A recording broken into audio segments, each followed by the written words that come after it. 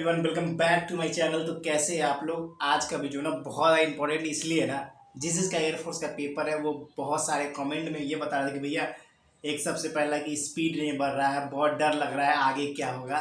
ठीक है ना, मॉक में अच्छे मार्क्स आ रहे हैं, कभी कम आ जा रहे हैं, तो इसका कोई सोल्यूशन बता दो आप और थोड़े से मोटिवेट कर दो ताकि हम एग्ज़ाम अच्छे करके आए। तो देखो एक चीज़ ध्यान से सुनना सारी बातों को, ठीक है ना। ये जिस भाई का अपकमिंग एग्जाम है ना, ये एयरफोर्स की बात नहीं कर रहा हूँ, किसी भी एग्जाम के लिए, तो ध्यान सुनना, समझ गए। देखो सबसे पहला बात, देखो एग्जाम अब 15 से 16 17 18 दिन जितने भी बचे हैं। अब सीन पता है क्या है, सीन ये है कि प्रिपरेशन आपकी अच्छी है, आपने मॉक भी अच्छे लगाए हैं, ठीक है ना। तो अब डर के पहले बात करते हैं, ठीक है ना। तो डर लाजमी है यार, अगर किसी चीज़ में आप अपना फ्यूचर देखते हो तो उसमें थोड़ी सी तो नर्वसनेस, थोड़ी सी तो डर तो होगी, ये तो लाजमी बात है। लेकिन डर को हावी मत होने दो अपने आप पे। देखो एक चीज़ बताता हूँ आपको, देखो मैक्सिमम एफर्ट कब लगाता है आदमी, जब उसको डर रहता है कि मेरा कैरियर खतरे में है। तो आज इंसान बहुत मेहनत करता है, दिन रात मेहनत करता है कुछ करने के लिए, समझ गए। तो उसी प्रकार से ये डर है वो पॉजिटिव साइन है आपकी लाइफ के लिए, ठीक है ना। लेकिन ज़रूरत से ज़्यादा डरोगे तो फिर पेपर गंदा करके आओगे।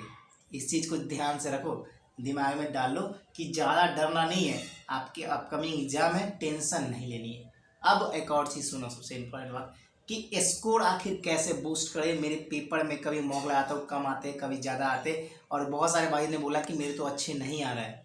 तो सुनो ध्यान से एक चीज़, देखो मॉक जो होता है ना, आपके डिफरेंट टाइप के क्वेश्चन आपकी प्रैक्टिस होती है, ठीक है। तो मॉक से आप अपने आप को जज मत करो कि पेपर में आपके एग्जैक्ट उतने ही मार्क्स आने वाले हैं, चाहिए आने वाले। कहीं हो सकता है कि मॉक की डिफ़िकल्टी लेवल ज़्यादा हो, या ये भी हो सकता है कि कभी कभी आपके मॉक में ज़्यादा मार्क्स आते हैं तो मॉक के लेवल सेम भी हो सकती है या उससे कम भी हो सकता है। देखो एक चीज़ हमेशा याद रखो, प्रैक्टिस करते रहो। अगर कॉन्सेप्ट की आपकी प्रैक्टिस अच्छी है तो एक चीज़ तो इतना तो कन्फर्म है ना, मतलब 45 प्लस तो ले ही आओगे, इतना तो कंफर्म है। नॉर्मलाइज होकर 50 नंबर बन जाएंगे, लेकिन अभी से ही मॉक में 50 प्लस लाने सीखो। और सुनो एक चीज़, मॉक पे डिपेंड नहीं करता कि आपका पेपर में उतना मार्क्स आएगा।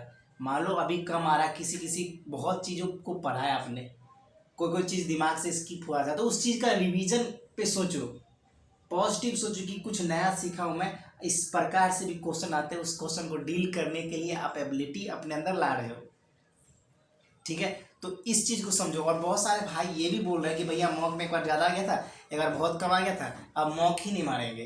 तो ऐसा नहीं करना है। देखो मॉक नहीं मारोगे इसका मतलब प्रैक्टिस में आपकी होगी कमी, प्रैक्टिस में कमी होगी, वो सीधा सीधा आपके दिखेगा असर रिजल्ट पर।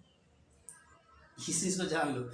तो ये चीज़ मत अपने आप को आंकना कि यार मॉक नहीं मारते, छोड़ना, हम सिर्फ रिविजन करते हैं।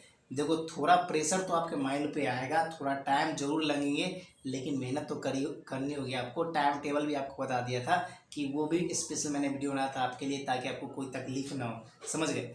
तो इस चीज़ों को ध्यान रखो, ठीक है ना। बाकी जितने भी नोट्स वोट्स जितने भी मेरे पास है, मैं टेलीग्राम पे लगातार सेंड कर रहा हूँ। अगर आपको पर्सनली चाहिए तो पर्सनली भी सेंड कर रहा हूँ।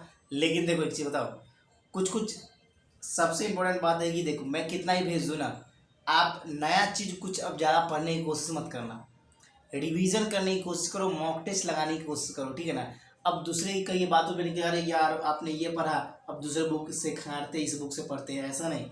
अब के टाइम में रिवीजन मॉक यही सब इम्पोर्टेंट है, ठीक है ना। बाकी कोई बोले कि अब दूसरा बुक का प्रैक्टिस कर लो तो मत करना। जितने भी पढ़े उस पर कॉन्फिडेंस लाने की कोशिश करो कि हाँ मैंने पढ़ा है, इनफ है, मैं क्रैक कर लूँगा।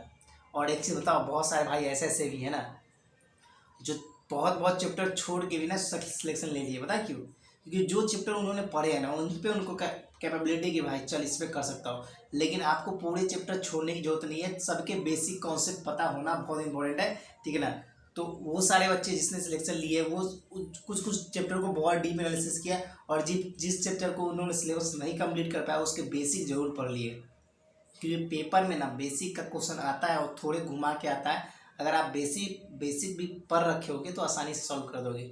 अब एक चीज़ बताओ, आपको यूनिट डायमेंशन पढ़ रहा है, ग्रेविटेशनल कांस्टेंट इंपॉर्टेंट है, वो आते हैं तो भाई जरूर याद करो। लीनियर मोमेंटम कैसे, लीनियर मोमेंटम का डायमेंशनल फार्मूला पूछा गया था, वो आते हैं, इंपॉर्टेंट है, वो करना है आपको। लीनियर मोमेंटम का किसके इक्वल होता है, प्लैंक्स कांस्टेंट के इक्वल होता है, तो वो सारे क्वेश्चन हमेशा आते रहते हैं। तो इस चीज़ को ध्यान रखा करो और हमेशा प्रैक्टिस किया करो। ठीक है ना। इस चीज़ को ध्यान रखना और हर एक चैप्टर वाइज आप लगातार प्रैक्टिस करते रहो। यही बोलेंगे, प्रैक्टिस प्रैक्टिस। आपको लगेगा इस टाइम कि मैं कुछ भूल रहा हूँ, मुझसे कुछ छूट रहा है, मेरे दिमाग से स्किप हो रहा है, लेकिन ऐसा होता नहीं है। अपने मन को मनाओ। देखो बेसिक होता क्या कि ज़्यादा जब पढ़ते हो ना तो बहुत सारी चीज़ें लगता है कि आपको याद नहीं है। बेसिकली आपको याद रहता है, लेकिन आपके मन बोलता है यार वो चीज़ ना छूट गया है। ऐसा सबके साथ होता है। तो वो चीज़ पे ध्यान न दे के आपको फोकस ये करना है कि हमने जो भी पढ़ा है मैं कर सकता हूँ। और ज़्यादा लगे कि मैं बहुत ज़्यादा भूल गया और रिकॉल नहीं हो पा रहा है, एक बार उसको देख लो, याद करने की कोशिश मत करो, देखो कि कैसे क्या हुआ है। ठीक है ना, समझ गए। तो इस सारी चीज़ों को, बातों को ध्यान रखना। और एक और चीज़ बताऊँ, सिलेक्शन तो आप ही को लेनी है ना, वर्दी तो आप ही पहनोगे, तो मेहनत तो आपकी ही करनी पड़ेगी। और डर वरना छोटी चीज़ है यार, इससे दूर ही रहो, सीधा सिलेक्शन लेके आना। ठीक है ना। जितने भी भाई देख रहे हो ना, सारे भाई पेपर में अच्छा करेंगे। या कमेंट सेक्शन में जरूर लिखो कि हाँ भाई मैं इस बार करके ही दिखाऊंगा आपको। ठीक है ना। कमेंट सेक्शन में जरूर लिखना, जिसके पास है एबिलिटी जरूर लिखना। देखो एक चीज़ हमेशा याद रखो, होना ना होना वो अलग बात है, अगर हिम्मत से ही हम हार जाए फिर कैसे होगा सिलेक्शन। होना ना होना अलग बात होता है, लेकिन अगर आप हिम्मत ही आपके पास ना है तो क्या फायदा। समझ गए। तो हिम्मत, अपने आप में एबिलिटी रखो और कॉन्फिडेंस रखो। कॉन्फिडेंस भी बहुत इंपॉर्टेंट मैटर करती है। ये नहीं कि ओवर कॉन्फिडेंस फोड़ देंगे, ये कर देंगे। और एग्जाम में ना हमेशा ना 25 के 25 क्वेश्चन सॉल्व करने की माइंडसेट रखनी है, लेकिन ये मत सोचो कि 25 के 25 सॉल्व हो जाएंगे, क्योंकि पेपर उस लेवल का आएगा नहीं। और मुझे पता है यार, मेरे जितने भी भाई ना, कुछ बच्चे ना बहुत अच्छे होते हैं। ठीक है ना। और जो बच्चे बहुत अच्छे डिफेंस में की कोई होता नहीं है, एवरेज स्टूडेंट डिफेंस में जाता है। ठीक है ना। जो बहुत अच्छे होते हैं उनकी फिजिकल अच्छी नहीं होती है, समझ गए, मेडिकल अच्छी नहीं होती। ठीक है।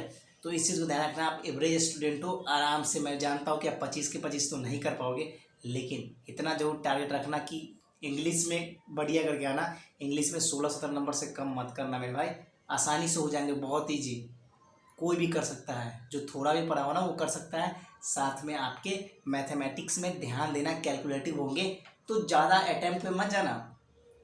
45 अटैम्प्ट कर लिए ना, अगर 45 में ना, ऐसे तो अटैम्प्ट आपको 50 करने पड़ेंगे, क्योंकि 45 अगर जब नहीं तो 100% एक्यूरेसी आपको चाहिए। 45 के 45 तो आपको नॉर्मलाइज होकर 50, 51-52 नंबर बनेंगे। ठीक है ना। अगर आप 50 अटैम्प्ट करते हो और आपके क्वेश्चन 1-2 गलती हुआते हैं ना, फाइनल सिलेक्शन कोई रोक ही नहीं सकता। समझ गए। इस चीज़ को ध्यान रखो और किसी के चक्कर में मत पड़ो। कोई बोल रहा है कि ये कर लो यार, ये कर लो, तुमसे ना होगा, उसकी बातों को नहीं सुनना है। सब आपसे ही होगा, आपके अंदर ही एबिलिटी है, तभी तो इस काम को कर रहे हो। समझ गए। ऐसे ही फौजी नहीं बनते, बहुत चीज़ों को सुनना, सहना और लड़ना पड़ता है। समझ गए। तो अपने अपने आप पे अडिग रहो, अपने मेहनत पे अडिग रहो, उस पर बिलीव करो। सफलता आज न तक कल मिलनी है। और मैं जानता हूँ कि आप सब रॉक हो, गजब हो, सारे भाई ज़बरदस्त है। ठीक है ना। जरूर सबका सिलेक्शन होगा, यही हम आशा करते हैं।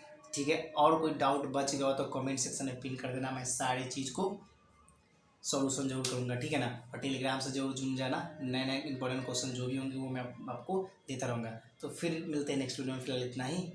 जय हिंद, जय भारत, वंदे मातरम। सिलेक्शन लेकर ही रहना मेरे दोस्त।